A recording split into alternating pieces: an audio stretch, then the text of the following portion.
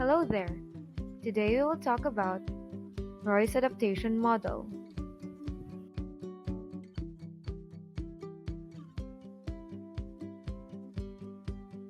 This is Sister Callista Roy. She was the one who developed the Roy's adaptation theory. The adaptation model of nursing was developed in 1976. Roy adaptation model evaluates the patient in physiologic mode, self-concept mode, role function mode, and interdependence mode, aiming to provide holistic care. Before anything else, let's first talk about the life of Sister Callista Roy. Lorraine Callista Roy.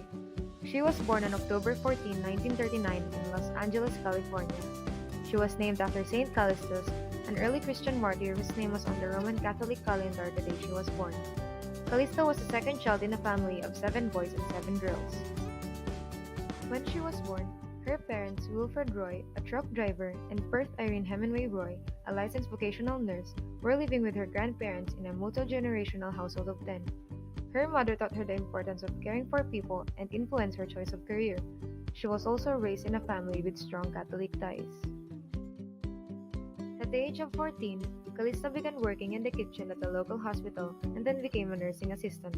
After she graduated from high school, she decided to join the Sisters of St. Joseph of Carondelet. Now let's move on to her education and career.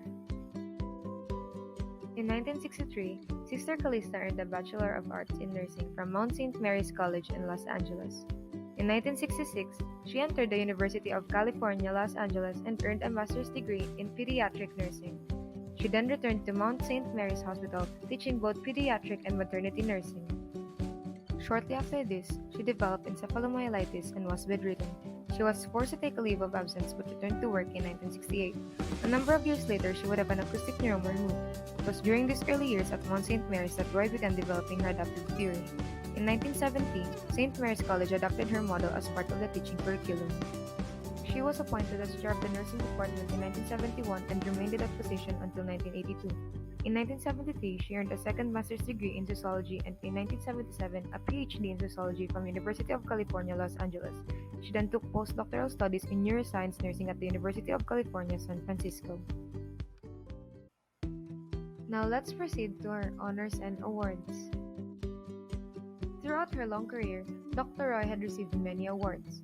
Some of these were the National League for Nursing Martha Rogers Award for Advancing Nursing Science, the Sigma Theta Tau International Founders Award for Advancing Professional Practice, and in 2007, she received the American Academy of Nursing Living Legend Award.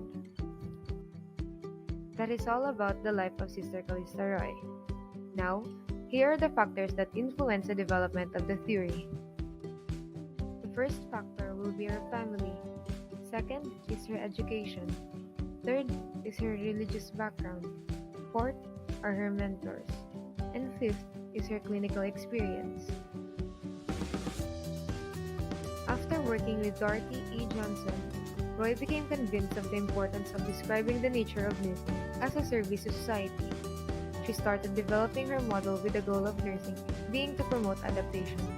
She introduced her ideas as a basis for an integrated nursing curriculum. Furthermore, her interest in this field was prompted by her own experiences with neurological diseases, and she wanted to expand her knowledge of the holistic person as an adaptive system.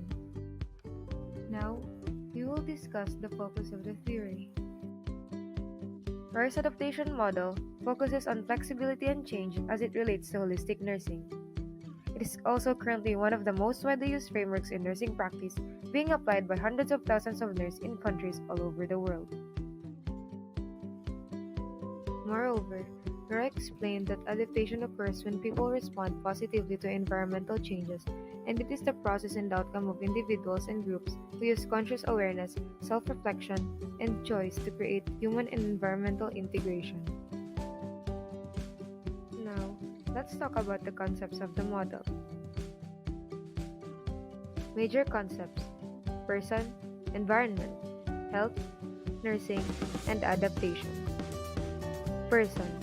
Humans are holistic beings that are in constant interaction with their environment. Humans use a system of adaptation, both innate and acquired, to respond to the environmental stimuli they experience. Environment is defined as conditions, circumstances, and influences that affect the development and behavior of humans as an adaptive system. The environment has three stimuli. The first one is the focal stimuli. These are that which confronts the human system and requires the most attention. The second one is the contextual stimuli. These are characterized as the rest of the stimuli that present with the focal stimuli and contribute to its effect. And the last one is the residual stimuli, whose effects in the current situation are unclear. Health. Health is defined as a state where humans can continually adapt to stimuli. Because illness is a part of life, health is the result of a process where health and illness can coexist. Nursing. In adaptation model, nurses are facilitators of adaptation. They assess the patient's behavior for adaptation, promote positive adaptation by enhancing environment interactions, and helping patients react positively to stimuli. Nurses eliminate ineffective coping mechanisms and eventually lead to better outcomes. Adaptation is the process and outcome whereby thinking and feeling persons as individuals or in groups use conscious awareness and choice to create human and environmental integration. There are two coping processes in Roysadaptation model. The first one is the innate coping process. Are genetically determined or common to the species. They are generally viewed as automatic process. The second one is the acquired coping process. Are learned or developed through customary responses. Internal processes. Cognitor subsystem is a major coping process involving four cognitive emotive channels. These are perceptual information processing, learning, judgment, and emotion. Regulator subsystem.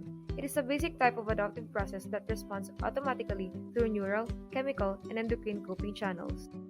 There are four adaptive modes. These are physiological physical mode, self-concept group identity mode, role function mode, and interdependence mode. Physiological physical mode. The basic need of this mode is composed of the needs associated with oxygenation, nutrition, elimination, activity and rest, and protection. Self-concept group identity mode. The goal of coping is to have a sense of unity, meaning the purposefulness in the universe as well as a sense of identity integrity. Role function mode. This mode focuses on the primary, secondary, and tertiary roles that a person occupies in society and knowing where he or she stands as a member of society. Interdependence mode. This mode focuses on attaining relational integrity through the giving and receiving of love, respect, and value. It is achieved with effective communication and relations. There are three adaptation levels described by Roy. This represents a condition of the life processes. These are integrated process, compensatory process, and compromise process. An integrated process may change to a compensatory process, which attempts to re-establish adaptation. If the compensatory process are not adequate, this results to compromise process. Now, let's take a recap.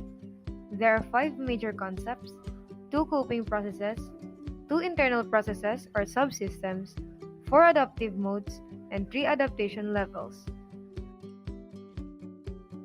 Metaparadigm. Person. An adaptive system with cognitor and regulator subsystems acting to maintain adaptation in the 4 adaptive modes. Environment. The conditions and influences surrounding and affecting the development and behavior of persons or groups with particular consideration of the mutuality of a person and health resources. Health. A state and process of becoming an integrated and whole that reflects person and environment mutuality. Nursing. The goal of nursing is the promotion of adaptation for individuals and groups in each of the 4 adaptive modes, thus contributing to health, quality of life, and dying with dignity. The importance of Roysadaptation model in nursing is to ensure adaptation. Increasing adaptation during health and disease improves the interaction between the environment and human systems, thus it improves health. Therefore, it contributes to health, quality of life, and end-of-life care. And that will be the end of our presentation. Thank you for watching. Hope you learned something.